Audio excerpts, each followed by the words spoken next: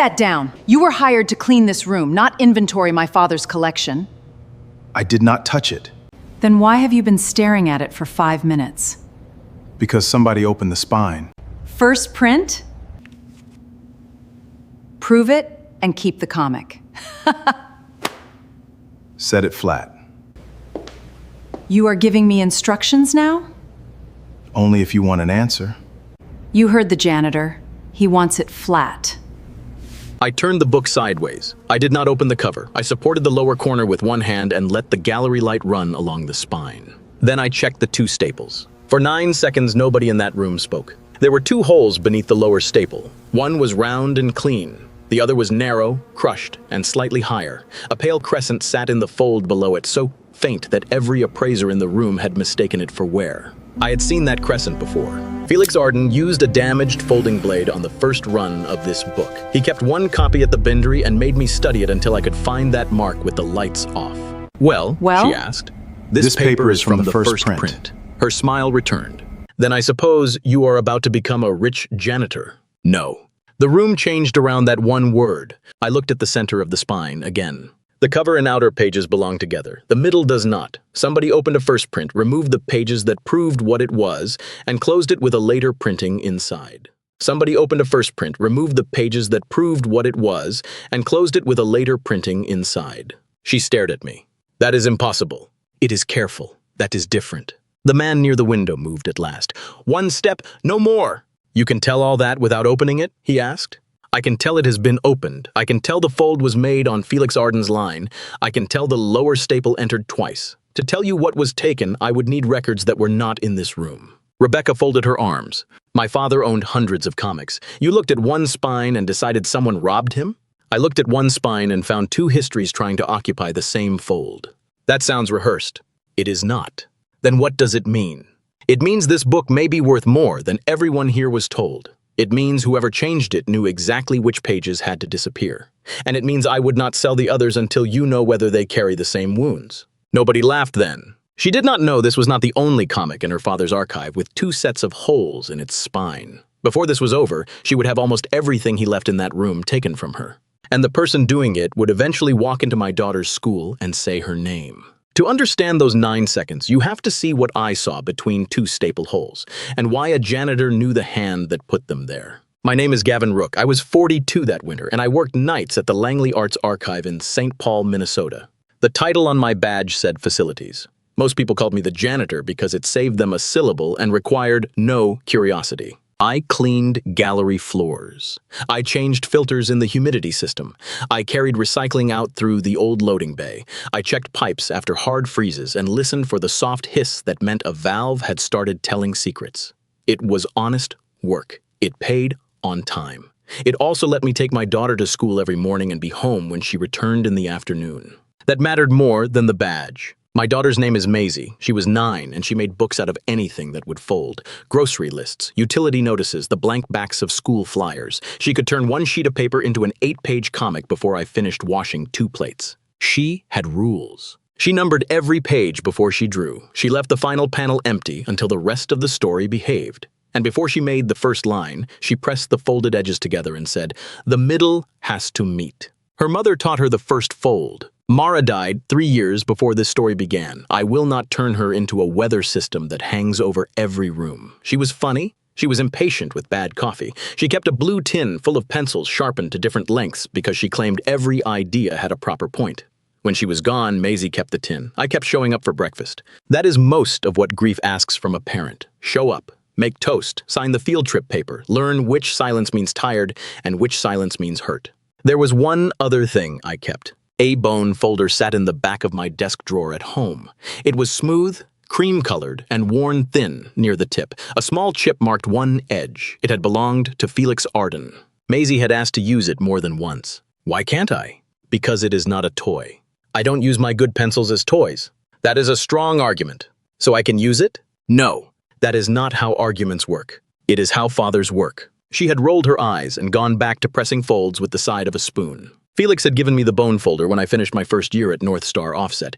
I was 17 when I met him. I was not much older when he taught me that printing a story and building a book were different jobs. Ink makes marks. A bindery makes those marks meet in the right order. Felix ran the folding and stitching floor. He could stand 10 feet from a machine and hear a loose guide. He could drag one finger across a fold and tell whether the paper grain was fighting the blade. He could look at two staples and know which head had driven them. He never called it genius. He called it paying attention. North Star printed church bulletins, appliance manuals, small magazines, campaign mailers, and for a few years, comic books made by people too stubborn to wait for permission from New York. One of those people was Howard Langley. In 1989, Howard printed 620 copies of a comic called The Lantern Girl No. 1. He wrote it, drew it, and paid for the run with money borrowed against a house he did not yet own. The character was a 14-year-old girl who carried a lamp that showed what adults tried to hide. The book became famous slowly, then all at once. By the time I entered the bindery, first copies were already worth more than the machines that made them. Felix kept one damaged press copy in a flat box under his desk. He used it to teach me because the first run had a flaw. The lower edge of the folding blade was chipped. Every cover and outer wrap from that run carried a pale crescent near the lower spine. Tiny. Almost nothing. The stitch guide also sat a little high that week, so the lower staple entered a fraction above where later printings placed it. Felix showed me the crescent. Then he closed the box. "What did you see?" he asked. "A damaged fold." "No." "A first print." "No." He tapped the spine. "A story proves itself where it is held together." That was the first time he said it. At 17, I thought he meant staples. Years later, I would understand that Felix rarely meant only one thing. North Star closed in 2012. The machines went to auction. The people scattered. I worked maintenance, shipping, and eventually facilities. Felix died 4 years later. By then, I had not touched a stitch line professionally in years. Then I took the night job at Langley. Howard Langley had purchased the old North Star building after the press closed. He converted the front offices into an archive for original art, printing plates, correspondence, and the comics that built his name. Some old machines remained in the rear hall because they were too heavy to move and too handsome to scrap. I walked past Felix's world every night with a mop in my hand. I did not mind. The work you used to do does not become more honest because someone pays more for it. And the work you do now does not become smaller because nobody asks what came before. The night of the appraisal, I had been called into the main gallery because the humidity sensor over the display wall was reading high. I fixed a loose drain line, dried the floor, and was carrying my tools out when I saw the Lantern Girl on black felt. I noticed the pale crescent first, then the second staple hole, then the clean rectangle on the backing board where an old barcode label had been peeled away. A man near the window told the appraiser to close the sleeve. That was the first seed of unease. Not because he spoke before anyone had asked a question. Rebecca Langley did not fire me that night. That came later. At first, she did something harder. She gave me 5 minutes. The people in the gallery drifted toward the far wall while she stood at the appraisal table with her arms folded. The comic remained flat between us. I kept my hands away from it. "What would prove your claim?" she asked. Pictures of the spine before the last condition report. Pictures of the center pages. Production records from North Star. My father kept records. Not the kind I mean. What kind do you mean? Press records, folding diagrams, stitch settings, a retained sheet from the run. She glanced at the man near the window. He was silver-haired, neat, and calm in the way expensive rooms reward. He did not interrupt this time. Rebecca looked back at me. "You know where those records are?" "I know Felix donated part of the North Star material before he died. I do not know what survived." "And until you find it? Do not sell this book. That is one book. Do not sell any book with the same condition note." Her eyes narrowed. "You read the inventory?" I empty the paper recycling beside the catalog desk. "That is not an answer. It is the honest one." She almost dismissed me then. I watched it happen. Her chin lifted, her shoulders set. Then the appraiser at the end of the table spoke. "There are several books marked mixed printing," he said. "It is not rare. Independent comics were assembled cheaply. Owners repaired them. Shops married covers and interiors. There may be nothing improper here." "Maybe," I said. He looked at me as if the word had dirt on it. Rebecca asked, "How many?" He checked the printed inventory. 18. The room became quiet again, though not in the same way as before. 18 books, all from the most valuable years of Howard Langley's work, all carrying some version of mixed printing, later interior, unverifiable issue, or married center wrap. Rebecca took the inventory from him. "Who wrote these notes?" "The condition team." "Which condition team?" The silver-haired man answered from the window. "The imaging vendor used during the insurance review, spring of 2024. Your father approved the process." His voice was warm, helpful, a man placing a handrail beside a step. Rebecca nodded as if this settled something. I did not know his name yet. I knew only that he had asked for the sleeve to be closed before anyone had opened it. Rebecca gave me until noon the next day to produce something worth her attention. Then she took the comic and returned it to the appraiser. I went home at 1 in the morning. Maisie was asleep on the couch under a blanket, one sock on and one sock missing. Mrs. Jensen from across the hall had left a note on the counter. She ate. Homework done. Said she was not tired. She was lying. I carried Maisie to bed. At 9, she was almost too heavy for it, but children do not announce the last time they will let you carry them. You only notice afterward that the season has changed. On the kitchen table sat one of her folded comics. The cover showed a girl in boots fighting a giant vacuum cleaner. Page 2 was numbered 7. Page 3 was numbered 2. The drawings were upside down in places because Maisie had guessed how the sheet would fold and guessed wrong. She found me looking at it the next morning. I ruined it, she said. No, you mapped it wrong. That sounds like ruined with extra words. I opened a fresh sheet. Watch. I folded it in half, then again. I marked the panels. I opened it, cut a short line through the center, and pushed the ends together until the pages formed a small book. Maisie leaned over my shoulder. One sheet makes 8 pages? If the middle meets. She pressed the edges with her spoon.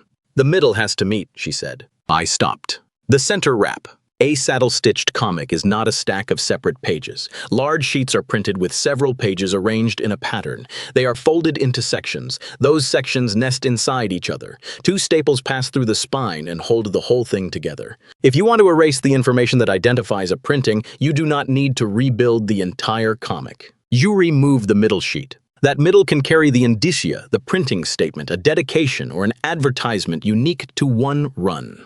Replace it with the center from a later copy and the book still reads from beginning to end. The hero still wins. The final page still closes. Only the identity changes. I took a photograph of Maisie's folded sheet and another of the inventory note I had copied by hand. At the archive, I went to the public catalog terminal before my shift. The Langley Estate database listed condition histories but restricted the images. I could see dates and values. The Lantern Girl #1 had been insured as a first printing in 2019. After the imaging review in spring 2024, it became mixed printing, authenticity unresolved. Its insured value dropped by more than 80%. The same thing happened to 17 other books. Different titles, different years, same review period, same direction. Unhonest error wanders. This one marched. 5 of the 18 no longer appeared in current storage. Their status read transferred for disposal. At noon, I showed Rebecca the value history in her office. The silver-haired man was not there. She read the screen twice. My father agreed to lower the values. Maybe he agreed to the reports. That is the same thing. No. She looked up. You seem very comfortable telling me what my father understood. I am comfortable telling you what a database says. It says the values changed. It does not say he saw the missing images. What missing images? Every condition report for a comic like this should include the cover, back, corners, spine, centerfold, staples, and any restoration. The report linked here has the cover and corners, no spine, no center. She scrolled. That could be a display issue. It could. You keep saying that. Because I do not know yet. The answer irritated her. It also kept her listening. What do you know? I know the physical book carries a first-run folding mark. I know the current center does not match the outer paper. I know 18 high-value books were downgraded after one review. I know 5 are already gone. Gone where? The database says disposal. She sat back. Comics worth millions are not thrown in a dumpster. No. They are called salvage and sold to someone who agrees they are not worth millions. The word changed her face. She had heard it before. Rebecca opened another file, this one not available to me. A transfer summary appeared. 5 items had been sold in 2005 to a company called North Quarry Recovery. The total price was less than the original insured value of one mid-level book. She read the name softly.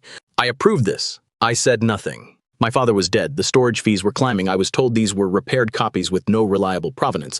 I signed the release. You signed what was put in front of you. That is not a defense. No. She looked at me sharply, perhaps expecting comfort. I had none that would help. Agency begins where excuses end. Rebecca understood that faster than most people do. She turned the monitor toward herself again. What do you need from me? Ask the insurer for the original image set from spring 2024, not the report in the family portal. The original uploads with version history. Why would they give me that? You own the policy. And if those images exist, we compare before and after. Then we find the press records. And if they do not, then I was wrong and you can fire me for wasting your morning. I can fire you anyway. Yes. For the first time, a corner of her mouth moved. It was not a smile. It was the memory of one. She sent the request herself. Then she opened the full inventory and filtered by condition review date. 18 entries appeared. Each had been examined during the same 12-day period in spring 2024.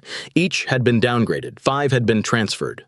The remaining 13 were scheduled to leave for a private sale in 6 days. Rebecca went still.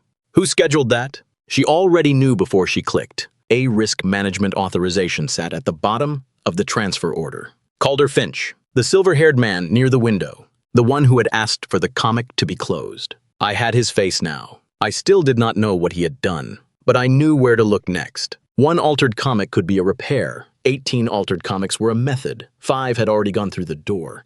And in 6 days, the other 13 would follow.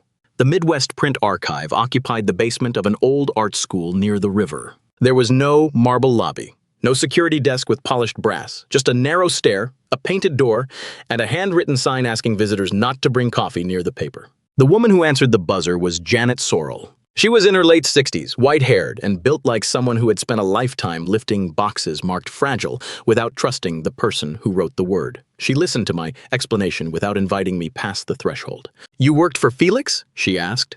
I did. Everyone worked for Felix when they want something from his records. I do not want the records. You came to an archive. I want you to look at them. That is a difference people discover after I say no. She folded her arms. The Arden donation is restricted. Research access requires a written request, identification, and a purpose more precise than a janitor found a strange staple. Rush. I had expected resistance. I had not expected to be glad for it. Calder had spent years around people who opened doors because they recognized a name. Janet was not built that way. I took the bone folder from my coat pocket. It was the second time it appeared in this story. Janet did not reach for it. Her eyes went to the chip near the tip. "Where did you get that?" "Felix gave it to me. That mark came from the Heidelberg Guard." "I know. You were there?" "I was the fool holding the sheet too close when it caught. He knocked my hand away and chipped the folder instead." Janet looked at my fingers. "The guard would have taken 2 of those."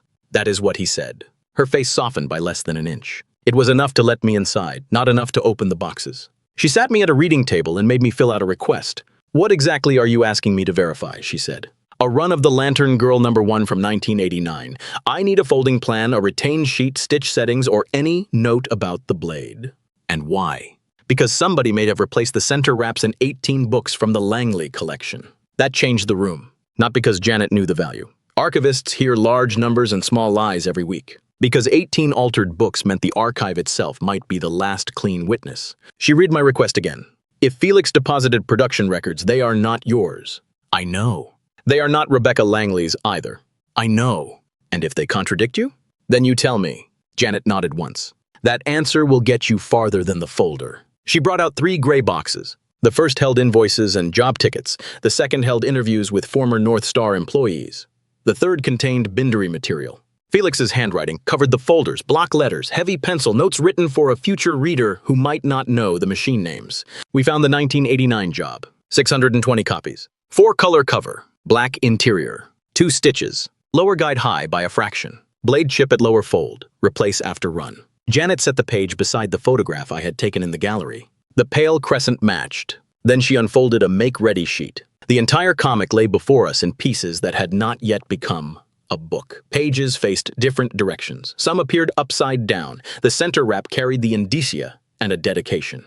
For Rebecca, who found the light before I did. I read it twice. Howard Langley had written his daughter into the first printing, not as a legal heir, not as a line in an inventory, as the reason the character existed. Janet found a later printing plan from 1990. The dedication was gone. The indicia changed. The lower stitch guide had been corrected. The fold showed no crescent. The current comic in the gallery had the 1989 cover and outer paper. Its center came from 1990. A first print wearing a later middle. Rebecca arrived an hour later. She had driven herself. No assistant. No Calder. Janet explained the archive rules before showing her anything. Rebecca signed the same request I had. When Janet unfolded the make-ready sheet, Rebecca did not move. She saw the dedication. Her hand rose toward the protective film, then stopped before touching it.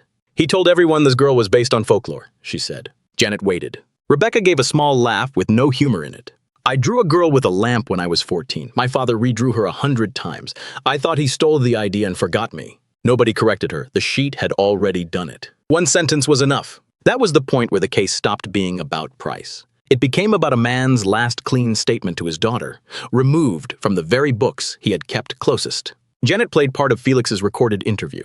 His voice came through an old speaker, rough and amused. Howard was nervous about that first run, came down every hour asking if the pages would stay in order. I told him stories are stubborn.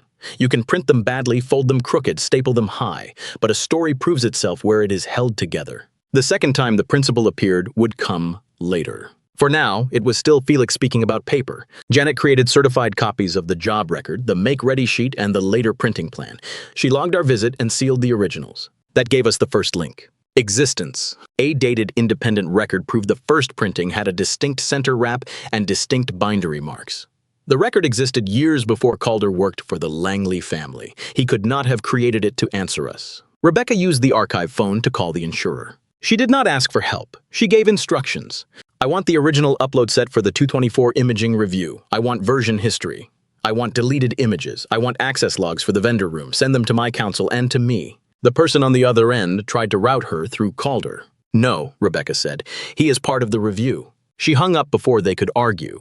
Then Janet found one more folder. Felix had kept a private pencil code on the lower margin of some make-ready sheets.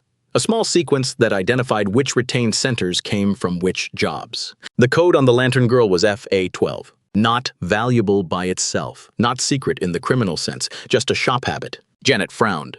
What? Rebecca asked. Felix donated retained center wraps from several runs. The box should be here. It was not. The catalog showed the wraps had been transferred in 2018 for a temporary exhibition about independent printing.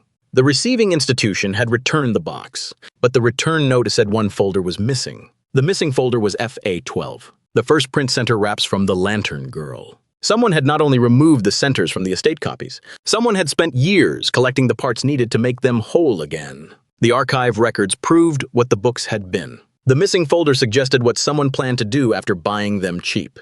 The next day, I would stand between Rebecca and the person who had stripped her father's name out of 18 books. I still did not know how close he had already come to finishing. The insurer sent the first answer that afternoon.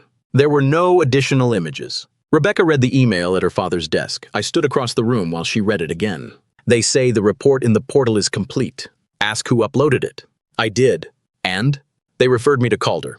The circle was neat. Calder chose the vendor. Calder oversaw the review. Calder received the report. Calder was now the person the insurer suggested we ask about missing material. Rebecca called him. She put the phone on speaker. Calder, did the 2-24 imaging include the spines and center pages? It included whatever the conservator considered necessary.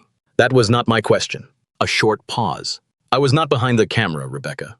Who was? A technician, Beth something. I can find the invoice. Please do.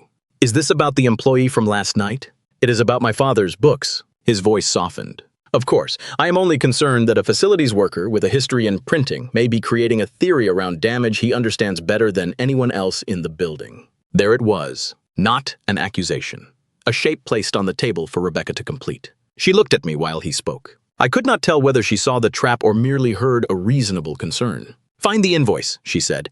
Calder did. Beth Kincaid had worked as a contract imaging technician for a museum services company. The company had since been sold. Beth now photographed estate furniture for auction houses. I called her from the archive office. She remembered Langley immediately. Big red building, comics in gray boxes, a man in a navy suit who corrected everyone's labels. Did you photograph the spines? I photograph what is on the shot list. Was the centerfold on the list? It usually is for high-value paper. Do you remember taking it? She was quiet. I remember being told we were behind. By whom? Another pause. I am not doing this over the phone. We arranged to meet the next morning at a diner near the state fairgrounds. She did not come. At 10, I received a text. I cannot talk. Please do not contact me again. Rebecca's lawyer received a letter at nearly the same time. It warned that contacting imaging personnel about confidential policy work could interfere with a pending claim review. Beth had received her own letter, reminding her of non-disclosure terms and potential liability. Calder had not needed to threaten her personally. He had hired stationery to do it. That was the pressure event. The witness had not disappeared. She had been pushed behind a legal wall before she could give us the second link. The insurer still claimed no other images existed. Then I remembered the clean rectangle on the backing board. Old archival boards often carry barcode labels that connect an object to an image session. Someone had peeled the visible label from the current board, but adhesive remains do not vanish evenly. Under angled light, I had seen the edge of the old code. Rebecca pulled the storage supply invoices. The backing boards used in 2084 came from a vendor that printed serialized labels. She called the vendor herself. The vendor could not give her the code from adhesive. but it could identify the sequence assigned to the Langley job. Rebecca went to the gallery with her counsel and inspected the board without removing the comic. A fragment of black ink remained near the corner. It matched the last digits of the vendor sequence. The insurer's public portal did not search by the current object number. Its internal media archive did. Rebecca sent the sequence to the carrier's records department, this time copying the company's compliance officer. An hour later, the answer changed. The images existed. The original upload folder contained 60 more files than the family report. Spines, center pages, staple views, backing boards, timestamps. The report had not been incomplete. It had been edited. The carrier gave Rebecca temporary access to the version history. The deletion account belonged to an outside administrator connected to the review. Calder Finch. Before the 12-day imaging window, the lantern girl showed one set of staple holes. At the end of the window, it showed two. The first images showed the center dedication in place. The final report showed a later center. I felt the room tilt. Until that moment, we had known what happened. Now we had a time. The changes occurred while the books were out of the estate and inside the vendor room. We still needed control. The building log showed several technicians entering during the 12 days. Calder entered often. Beth entered daily. Couriers came and went. Then Rebecca found the final day. The imaging company had closed early because of a heating problem. Beth badged out at 1 in the afternoon. The courier did not return until after 7. Between those times, the room opened once. Calder's card. 6 hours. The only access during the only window when the center changed. That was the second link. Timing and control. It did not prove his fingers pulled the staples. It proved the books changed while no one else was logged inside. Beth called me that evening. Her voice shook. I did not sign that final report. Who did? My name is on it. That is not the same thing. She had found the copy sent to her by Calder's lawyer. She remembered more now that she understood her name had been used. On the first day, she photographed every spine and center. Near the end, Calder said the team was wasting time on low-value repaired copies. He told her not to repeat those views. He also asked her to leave the room early on the final day because of the heating issue. Did you see anyone working on the books? I asked. No. Did you see equipment? A folding cradle, thin tools, replacement staples. I thought a conservator was coming. Was one listed? No. Will you say that to Rebecca's lawyer? Beth breathed for a long time. Yes. She had a payoff now. Not because courage arrived all at once. Because Calder had placed her signature on a document she did not approve. Fear turned when it understood it was already being used. Rebecca's counsel found the third path through money. North Quarry Recovery looked independent. Its registration listed a commercial agent and a holding company. The holding company belonged to another company in Delaware. That one appeared in a private debt disclosure attached to a loan Calder had refinanced in 2023. The disclosure named Calder as a contingent beneficiary, not public in the ordinary sense. Not something a person could type into a search bar and discover. It existed because a lender required him to disclose interests that could affect repayment. Rebecca had access because North Quarry's purchase agreement included a financing representation. Her lawyer demanded the supporting disclosure. Calder had recommended the buyer. Calder had lowered the values. Calder benefited from the buyer. The third link began to form. Then the archive called. Janet had checked the 2018 exhibition transfer. The missing FA-12 folder had not vanished at the museum. A courier receipt showed it was released to a representative of the Langley Insurance Office for return. The signature was unreadable. The office had no return scan. A paper trail ended at Calder's door and then went silent. We thought we had enough. That is when I made my mistake. The remaining 13 books were scheduled to leave at 8 the next morning.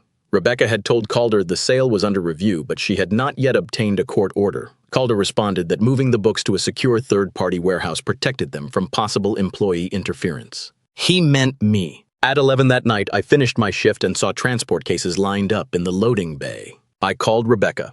No answer. I called her lawyer. Voicemail. I called building security. The supervisor said that the transfer authorization was valid. I should have stopped there. I should have photographed the cases from the public corridor, written down the seal numbers, and gone home. Instead, I used my facilities key. I entered the paper storage room after hours. I did not remove a comic. I did not open a cover. I lifted one bagged book onto the light table and photographed the board label, the seal, and the visible staple area through the plastic. The act took less than a minute. It cost me nearly everything. A red camera light blinked above the door. I saw it as I returned the book to its slot. I knew at once what I had done. I had entered a restricted room outside my duties. I had handled an object under dispute. I had done it alone, while the person we suspected was already building a story in which my skill made me dangerous. The next morning, the transport did not leave. Neither did I. Calder Finch was waiting in Rebecca's office with the security footage paused on the screen. The image showed a black janitor in work clothes standing over a valuable comic in a locked room after midnight. I did not need to invent that picture. I had made it for him. We thought the case was almost finished. It had not begun. Calder did not accuse me first. He let the video play. Rebecca watched me enter the room, lift the bagged comic, photograph it, and return it. Then he asked one question. Was he authorized? Her lawyer said no. Calder folded his hands. That is all I needed to know. I told the truth. I had entered because the books were scheduled to move. I had photographed labels. I had touched nothing outside the bag. Calder nodded with concern. A man with bindery training enters a locked archive after midnight. The next morning, he tells us the books have been altered in ways only a bindery worker might create. I am not saying Mr. Rook did this. I am saying any responsible owner must treat the possibility seriously. I was better than a loud liar. A loud liar gives you something to push against. Calder gave Rebecca caution, professionalism, and the suggestion that distrusting me was the mature choice. He placed the bone folder on the desk. Security had taken it from my locker. This was found among his belongings. It is a folding tool, I said. Exactly. Rebecca looked at me. Why did you bring it here? I took it to the print archive. Why was it in your locker? I came straight to work. Why did you not tell me you entered the room? I called you first. That was not my question. No. I had no clean answer. Fear had made me impatient. Impatience had made me cross a line. Calder did not create that mistake. He simply arrived early enough to name it. Rebecca suspended me. Building management took my badge. The books moved to a warehouse Calder selected as neutral storage. Beth withdrew her statement when Calder's counsel warned that I might have manipulated her memories. For 2 days, I sat at home while Maisie folded comics at the kitchen table. She knew I had lost my job. She did not know why. Did you do something bad? She asked. I did something wrong. Are those the same? Not always. Did you steal the comic? No. Then why did you go in? Because I was afraid someone would take it. She considered that. You tell me not to grab things when I'm scared. I do. So you forgot your own rule? Yes. Children do not need parents who never fail. They need parents who can name the failure without dressing it as virtue. Maisie pushed a folded sheet toward me. The pages did not line up. She had placed the middle wrong. I reached for the bone folder, then remembered it sat on Rebecca's desk. Felix's words returned. A story proves itself where it is held together. The second time, I understood the sentence was about more than paper. Calder wanted the case to depend on me, my hands, my access, my past, my mistake. So I removed myself from the proof. The archive record had existed since 2003. The insurer images lived on a carrier server. The access log belonged to the imaging building. The ownership disclosure came from a lender. None of those things needed my credibility. I called Janet. Do not send anything to me, I said. Send certified copies to Rebecca and her lawyer. Then I called Beth. Do not tell me anything else. Give your statement through counsel. Then I stopped calling people. Rebecca returned 3 days later. She stood outside my apartment holding a binder. I found the version history, she said. I heard. The values were cut before you ever worked in my building. Yes. The 5 sales went to a company tied to Calder. Yes. You could sound more surprised. I was hoping you would find it. She looked past me at Maisie's paper spread across the table. I owe you an apology. You owe the books a clean chain of custody. That too. She opened the binder. I am calling a meeting at the insurer's office. Calder, his counsel, my counsel, the carrier, Beth, Janet, and you. He will use me. I know. He will use the video.